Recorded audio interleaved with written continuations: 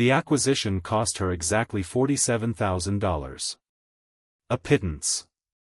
A rounding error on the quarterly reports she'd signed that morning. The money meant nothing. The gesture meant everything. Aria Kensington stared at the deed in her manicured hands, the ink still fresh, the paper crisp. She had just purchased a failing coffee shop in a forgotten corner of the city, a place that had bled money for 3 years, a place that would almost certainly bleed more. Her board thought she had lost her mind. Her CFO had actually laughed, then quickly stifled it when he saw her expression. The financial analysts were already preparing their "I told you so" presentations. Let them. She'd bought the cafe for one reason, and one reason alone. Revenge. 17 years ago, she'd been an 18-year-old girl with a dream and a dead-end job, scrubbing espresso machines at this very cafe. It was called Morning Light back then. A sweet name for a place that had shown her nothing but darkness. The owner, a man named Silas Crane, had promised her a future, manager training, a shot at ownership, a way out of the poverty that had defined her childhood. She'd believed him. She'd worked 16-hour shifts, shown up early, stayed late, learned every recipe, memorized every supplier, treated every customer like royalty. She'd scrubbed floors on her hands and knees. She'd cleaned bathrooms that made her gag. She'd done it all with a smile on her face, because she believed, naively, stupidly, desperately, that hard work would be rewarded. And then he'd fired her. Not the right fit, he'd said, his eyes never meeting hers. She'd later learned the truth. He'd hired his nephew instead.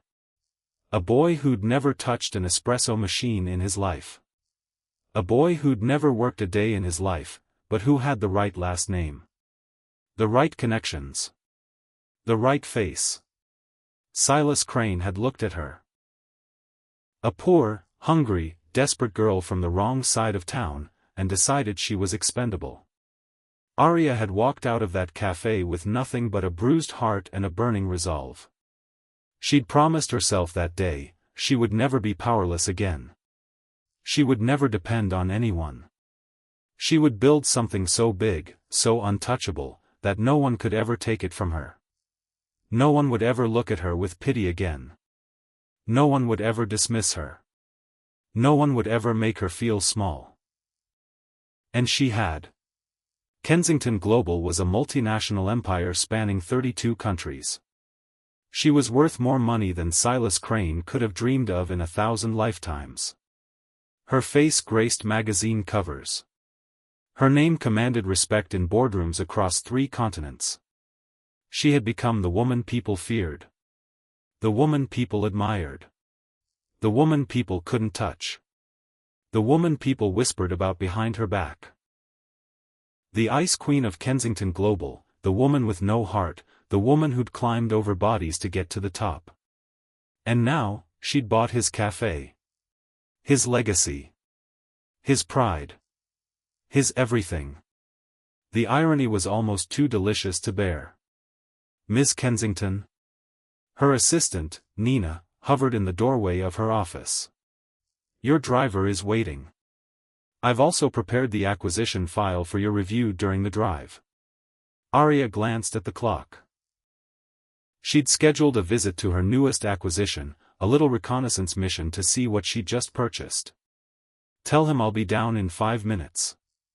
And Nina, cancel my afternoon meetings. I may be longer than anticipated. Nina's eyebrows rose slightly, but she was too well trained to question. Yes, Ms. Kensington. The drive took 40 minutes through the winding streets of Old Viridia, a neighborhood that had seen better decades. The buildings here were tired, their facades faded, their storefronts shuttered or struggling. This was where she'd grown up. Where she'd learned to fight. Where she'd learned that love was a weapon people used to control you, and kindness was just a transaction waiting to happen. Where she'd watched her mother work herself to exhaustion, only to die young and forgotten. Where she'd learned that the world didn't care about your suffering, only about what you could produce. The car pulled up in front of the cafe, and Arya felt something twist in her chest. It was smaller than she remembered. Grimier. The awning was stained, the sign flickering, the windows smudged with years of neglect. The new owners had renamed it, the Hearth, which was almost too pathetic to contemplate. A hearth was where families gathered. Where warmth lived. This place had never been warm. It had been cold, and damp, and full of broken promises. Full of Silas Crane's fat, smug face and his condescending smile. She stepped out of the car, her heels clicking on the cracked pavement. A few people on the street glanced her way, then quickly looked down. They knew who she was. Everyone knew who she was. The woman who'd clawed her way from nothing to everything. The woman with no heart. The woman who'd built an empire on other people's rubble. She pushed open the cafe door, and the little bell above it chimed with a cheerfulness that felt almost mocking. And then she saw him. He was behind the counter, wiping down the espresso machine with the kind of focused attention that suggested he actually cared about the task. He was tall, broad-shouldered, with dark hair that fell across his forehead and a jaw that looked like it had been carved by someone who believed in making things beautiful. His sleeves were rolled up, revealing strong, capable forearms. He was humming something under his breath, a tune she didn't recognize, but it had a happy rhythm, a lightness that seemed utterly out of place in a place like this. And then he looked up, and their eyes met. Something shifted in Arya's chest. Something she couldn't name. Something she hadn't felt in years. It was like a crack in the ice she'd built around herself, a tiny fissure that let in a sliver of warmth. She immediately shoved it down, burying it under layers of steel and determination. She was here for business. She was here for revenge. She was not here to feel anything. "Welcome to the hearth," he said, his voice warm and surprisingly deep. "You must be the new owner." She nodded, forcing her face into the expression she wore in boardrooms, impassive, unreadable, utterly in control. "Arya Kensington. I assume you're the current manager?" "Current manager," he repeated, a small smile playing on his lips. "Is that what they're calling me now?" He extended his hand across the counter. "I'm Evan.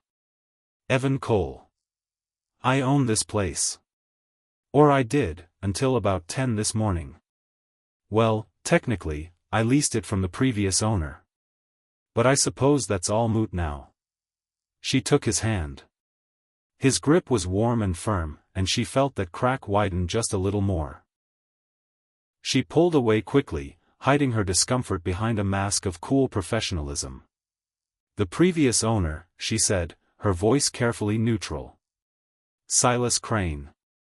I understand he's the one who sold the property to me. Where is he now?" Evan's expression flickered, something crossed his face, something complicated and difficult to read. "Silas Crane passed away about 8 months ago. His estate handled the sale. I was surprised when I received the notice that the property had been sold. I'd been leasing it from him for the past 6 years, ever since he retired. I had no idea he'd put it on the market." Arya felt something shift in her chest.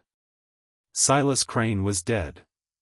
The man who'd stolen her future, who'd broken her spirit, who'd taught her that the world was cruel and unfair, he was gone. And she'd never get the satisfaction of confronting him. She'd never get to look him in the eye and tell him what she'd become. She'd never get to watch him realize how wrong he'd been about her. "You didn't have an option to purchase?" she asked, her voice tighter than she'd intended. Evan shook his head. Silas was a difficult man. Stubborn. Set in his ways. He'd promised me years ago that I'd have first right of refusal if he ever sold. But he never put it in writing. And his estate, well, they didn't care about promises. They just cared about the highest bidder. You made a generous offer. They took it." He paused, studying her face. "You seem surprised he's gone." "I didn't know," she admitted. I bought the property through a shell company. I didn't deal with the family directly. Evan nodded slowly. You knew him, didn't you?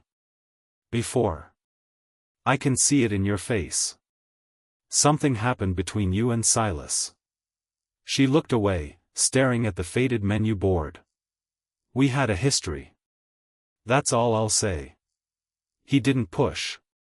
He just nodded again, that same patient expression on his face. Well, I suppose it doesn't matter now. He's gone, and you're here. This place is yours to do with as you please. He gestured around the cramped space. Let me give you the grand tour. It won't take long. The cafe was small. Cramped, really. The furniture was mismatched, wooden tables that had been refinished so many times the grain was barely visible, chairs that wobbled if you sat on them wrong. The paint was peeling, the floorboards were worn, and the menu board was handwritten in chalk that had long since started to fade. But there was something about it that was charming. There were fresh flowers on every table, simple daisies, arranged in mason jars.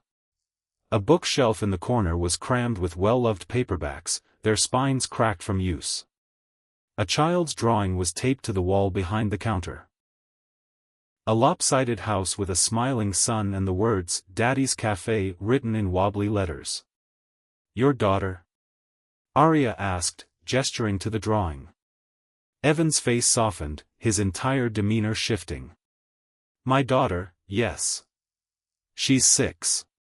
Her name is Ivy. She likes to help out on weekends. She's been drawing that picture for months now, adding new details every time she visits. He paused, his eyes scanning her face. Do you have children, Ms. Kensington? No, she said flatly. I don't. The subject was closed. Or it should have been. But Evan didn't seem to take the hint.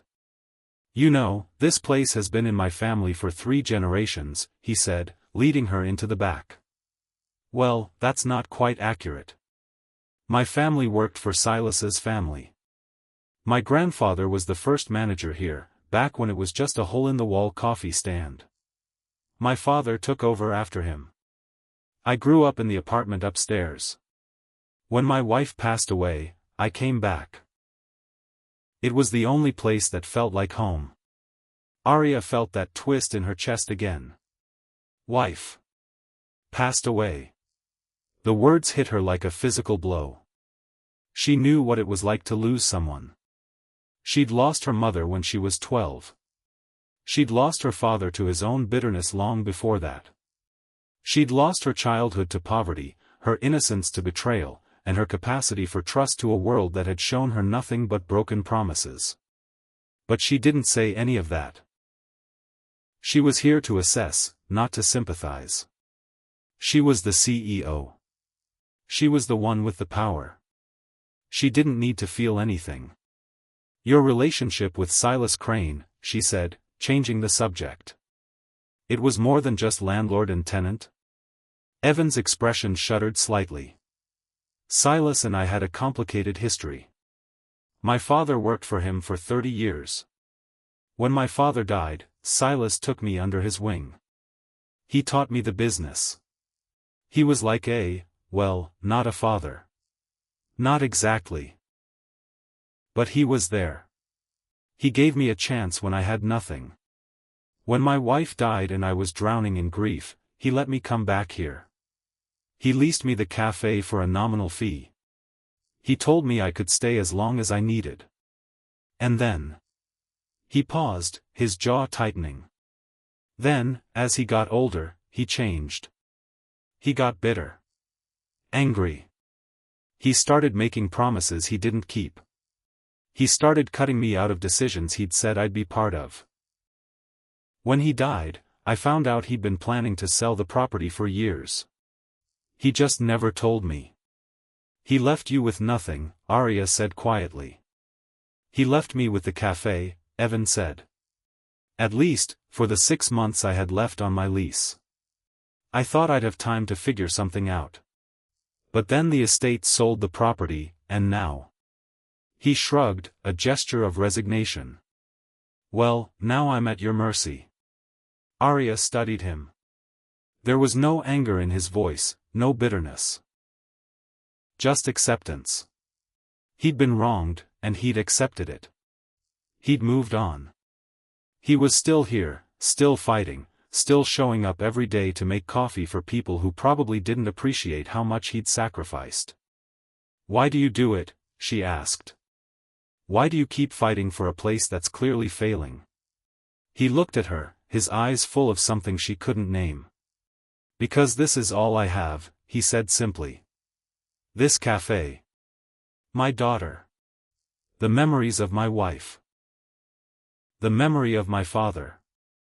This is my legacy. And I'm not ready to let it go. Maybe that's foolish. Maybe it's sentimental. Maybe it's just plain stupid. But I made a promise to my father when he died, that I would keep this place alive. And I intend to keep that promise for as long as I can. Something in his voice made her pause. There was no anger in it. No resentment. Just hope. Pure, unadulterated hope. It was the most disarming thing she'd ever encountered. She forced herself to look away. You're a nice man, Mr. Cole. But nice doesn't pay the bills. I didn't build my empire by being nice. I'm not asking you to be nice, he said. I'm asking you to be fair.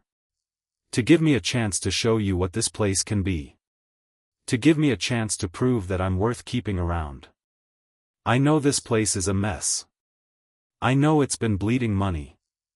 But I also know what it could become. I have ideas. I have plans. I've just never had the resources to make them happen. That made her laugh, a short, bitter sound. I've spent my entire life watching people take chances on things that could never be. I've learned my lesson. Then why are you here? The question caught her off guard. She opened her mouth to answer, but the words wouldn't come. Why was she here? For revenge?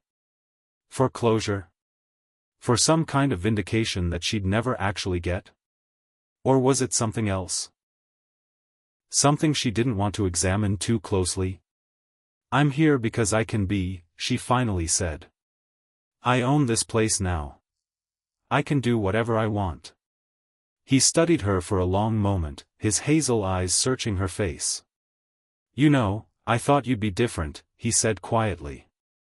I thought the woman who built an empire from nothing would understand what it means to fight for something. I thought you'd recognize a fellow survivor. I thought you'd see something of yourself in me. The words hit her like a slap. She opened her mouth to respond, but before she could, a small voice interrupted. Daddy! A little girl burst through the back door, her dark hair flying around her face, her cheeks flushed with excitement. She was wearing a pair of pink overalls and a t-shirt that said, Future Scientist, across the front. She skidded to a halt when she saw Arya, her eyes widening. Who's this? She asked, her voice full of the unself-conscious curiosity of childhood. This is Ms. Kensington, Evan said, his tone gentle. She's the new owner of the cafe. Remember I told you someone bought the building? Oh, the girl said, her eyes scanning Arya's face. She had the same warm hazel eyes as her father, the same kind smile. Are you going to close it down? The question was so blunt, so direct, that Arya almost laughed. Why would you think that? Because everyone says so, the girl said matter-of-factly. My teacher says this place is a drain on resources. I don't know what that means, but it doesn't sound good. And Grandma says Daddy should face reality and get a real job. But I don't want a real job. I want Daddy here. I want to help him make coffee. Arya looked at Evan. He was watching her with those kind eyes, and she could see it in his face, the fear, the worry, the desperate hope that she would somehow change her mind. He was afraid for himself, yes. But more than that, he was afraid for his daughter. Afraid of letting her down. Afraid of disappointing the memory of his wife. Afraid of losing everything he had left. "I'm not going to close it down," she heard herself say. "Not yet. I'm going to give you a chance." Evan's face lit up. It was like watching the sun come out from behind a cloud. "Really?" "Really," she said, and she wasn't sure if she was lying or not. Ivy clapped her hands together, bouncing on her heels. "Does that mean I can keep drawing pictures for the wall? Does that mean Daddy can keep making his special hot chocolate for me?" "Slow down, little one," Evan said, laughing. "One question at a time." Arya found herself smiling. It was a small smile, hesitant and uncertain, but it was real. "You can keep drawing pictures," she said to Ivy. "In fact, I think the wall needs more of them. And your daddy can make as much hot chocolate as he wants. For now." Ivy beamed at her. "You're nice," she said. "I didn't think you'd be nice. But you are." And with that, she ran back through the door. Evan looked at Arya. "Thank you," he said quietly. "I know you don't have to give me a chance. I know this place is a mess. But I promise you won't regret it." "We'll see about that," she said. But her voice was softer now. And something in her chest felt lighter than it had in years. That night, Arya sat in her penthouse apartment, staring at the city lights through her floor-to-ceiling windows. The view was breathtaking. The money in her bank account was staggering. The power she wielded was absolute. And she had never felt more empty. She thought about the cafe. She thought about the mismatched furniture and the fresh flowers and the child's drawing on the wall. She thought about Evan's eyes, the way they'd lit up when she'd said she'd give him a chance. She thought about Ivy, so unself-conscious, so full of life, so utterly convinced that her father was the best person in the world. She thought about Silas Crane. Dead. Gone. He'd never see what she'd become. He'd never know that the girl he'd fired had gone on to do something extraordinary. He'd never apologize. He'd never make it right.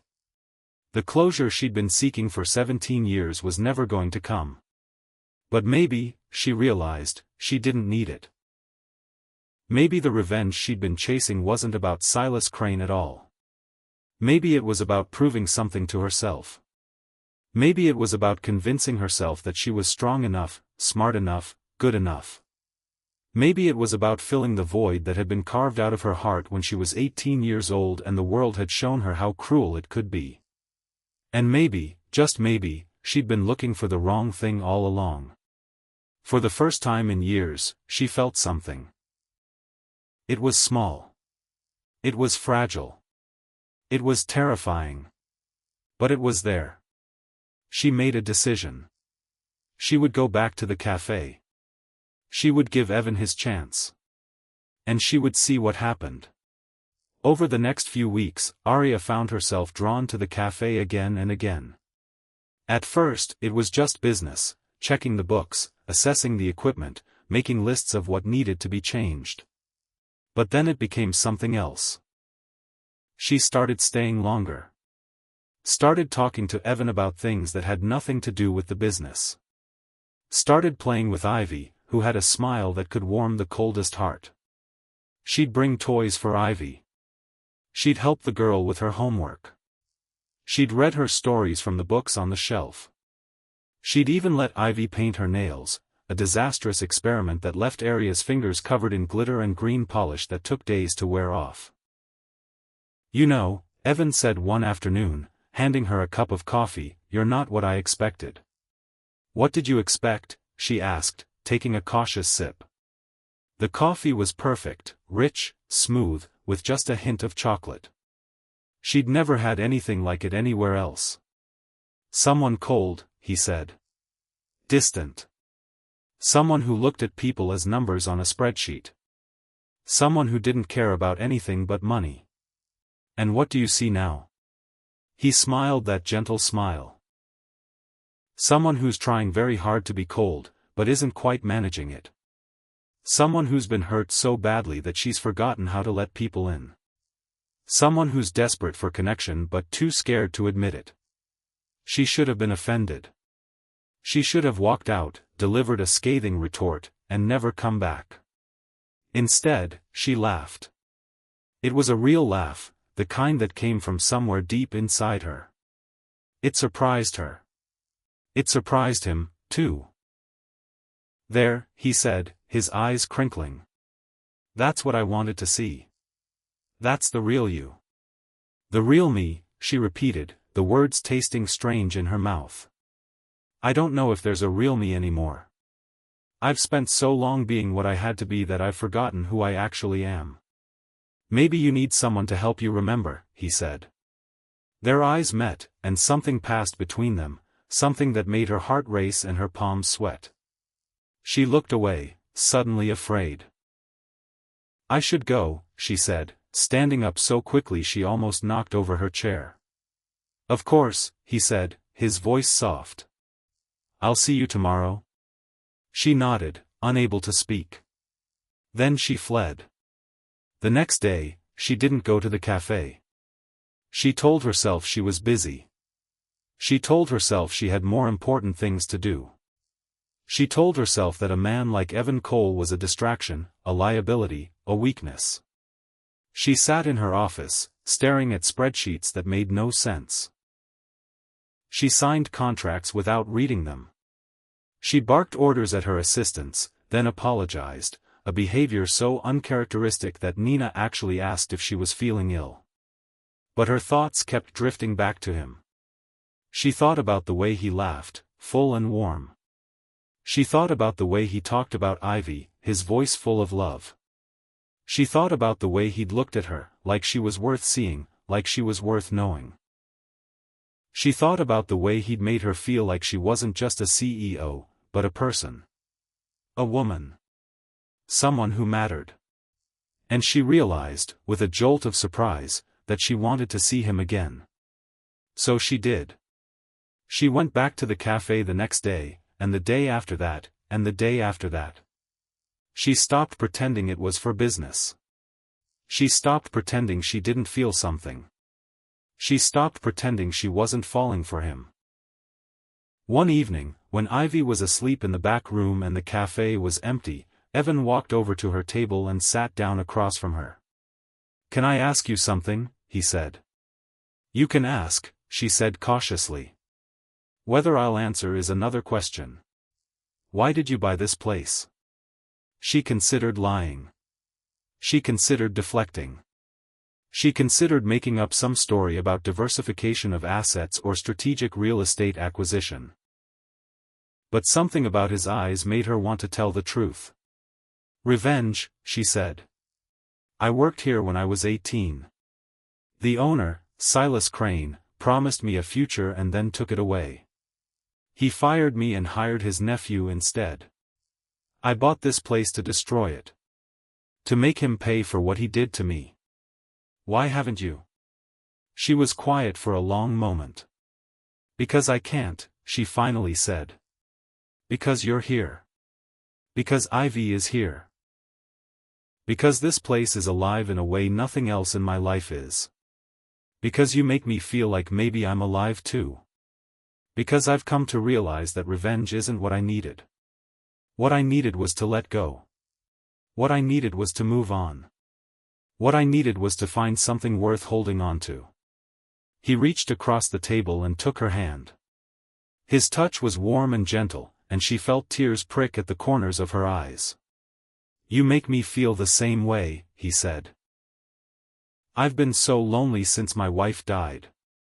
I thought I'd never feel this again.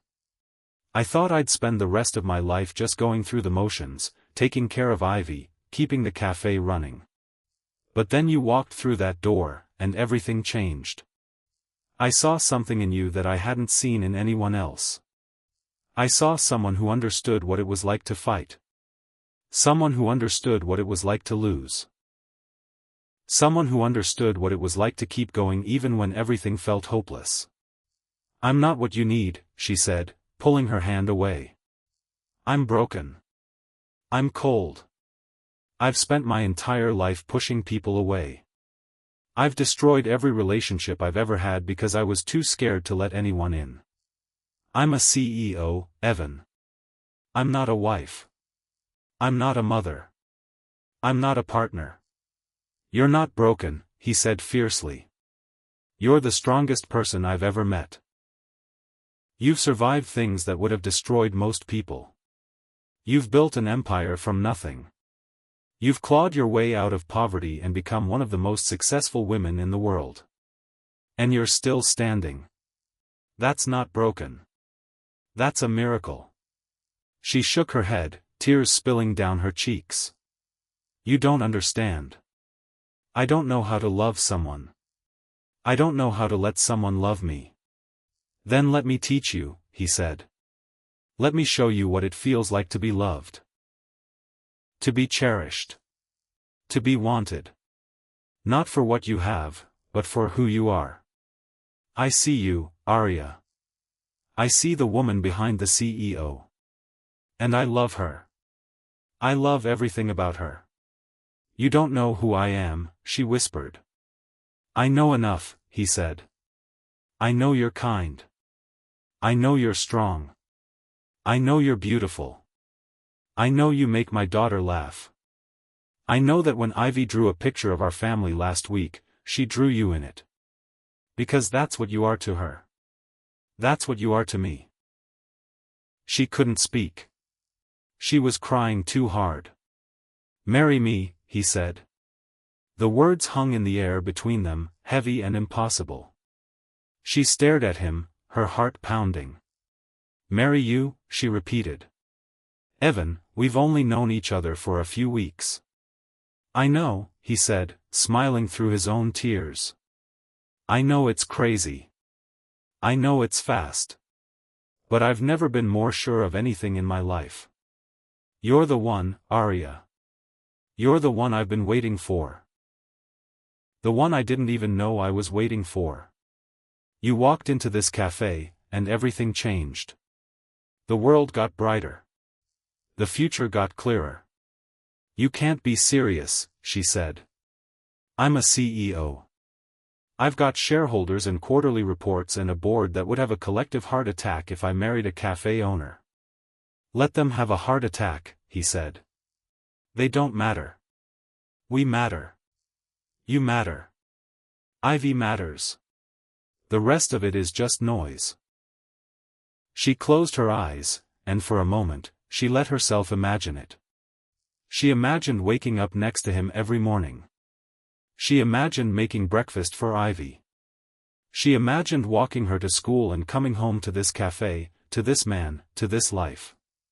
She imagined watching Ivy grow up, helping her with her homework, going to her school plays, teaching her to be strong and brave and kind. She imagined growing old with Evan, sitting on the porch of some little house, watching the sunset together. It was terrifying. It was everything she'd ever wanted and never thought she could have. Yes, she whispered. He blinked. What? Yes, she said again, her voice stronger now. Yes, I'll marry you. He pulled her into his arms, laughing and crying at the same time. She buried her face in his chest, breathing in his scent, feeling his heart beating against her cheek. I love you, he said. I love you so much. I love you too, she said. And it was true. It was more true than anything she'd ever said. The wedding was small, just a handful of friends, Ivy as the flower girl, and a justice of the peace who looked like he'd seen it all before. Arya wore a simple white dress that she'd bought off the rack at a department store. Evan wore his best suit, the one he'd worn to his grandfather's funeral. Ivy was in a poofy pink dress that she'd picked out herself, scattering flower petals with wild abandon and occasionally tripping over her own feet. When the vows were read, Arya looked into Evan's eyes and said the words that would change her life. I promise to love you. I promise to be brave. I promise to let you in. I promise to stop running away. I promise to be the woman you deserve. I promise to be a mother to Ivy and a partner to you. I promise to fight for us every single day." He smiled that gentle smile. "I promise to never let you go. I promise to show you every day how much you're loved. I promise to be your home. I promise to be your safe place. I promise to always believe in you, even when you don't believe in yourself. I promise to love you forever." They kissed, and the small crowd erupted in applause. Ivy ran up and hugged them both, her little arms squeezing tight. "We're a family now," she announced, her voice full of joy. Arya knelt down and looked at her. "Yes," she said. "We're a family. And I'm never going anywhere. I promise." And in that moment, Arya knew. This was why she'd bought the cafe. Not for revenge. Not for closure. But for this. For this moment. For this family. For this love. For the man who'd seen through her armor and loved her anyway. For the little girl who'd drawn her into their family before she'd even realized she wanted to be there. She had spent her whole life building walls to protect herself. But Evan had broken through them with nothing more than a kind word and a warm smile. He had shown her that she was worth loving. That she was worth fighting for. That she was worth everything. He had shown her that the past didn't have to define her. That she could let go of the bitterness and the anger and the pain. That she could choose happiness instead. The cafe, she decided, would stay. Not as a symbol of her bitterness. As a symbol of her redemption. It would be the place where she'd found herself. Where she'd found love. Where she'd found her family. She would pour her resources into it. She would help Evan build it into something extraordinary. She would create a legacy that wasn't about money or power, but about community and connection and love. And as she watched Ivy chasing butterflies in the backyard of their new home, her laughter filling the air, Arya knew. This was the greatest success of her life. Not the money. Not the power. Not the empire. But this. This love. This family. This home. She thought about Silas Crane one last time. The man who'd hurt her. The man who'd broken her trust. The man who'd made her believe she was nothing. She realized, with a clarity that felt like a release, that she didn't hate him anymore. She didn't forgive him, she wasn't sure she ever would. But she was done letting him control her. She was done letting the past dictate her future. She was done being defined by the worst thing that had ever happened to her. She was Arya Cole now. Wife. Mother. Partner. CEO. She was all those things and more. She had built an empire, yes. But now she was building something far more important. She was building a life. A real one. A full one.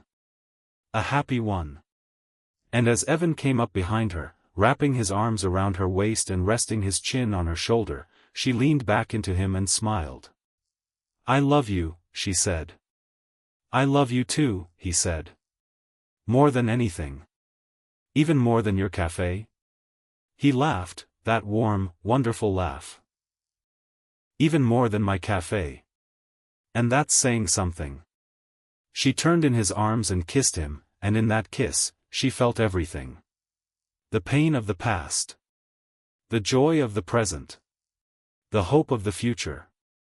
She felt the years of loneliness melting away. She felt the walls around her heart crumbling to dust. She felt, for the first time in her adult life, truly and completely whole.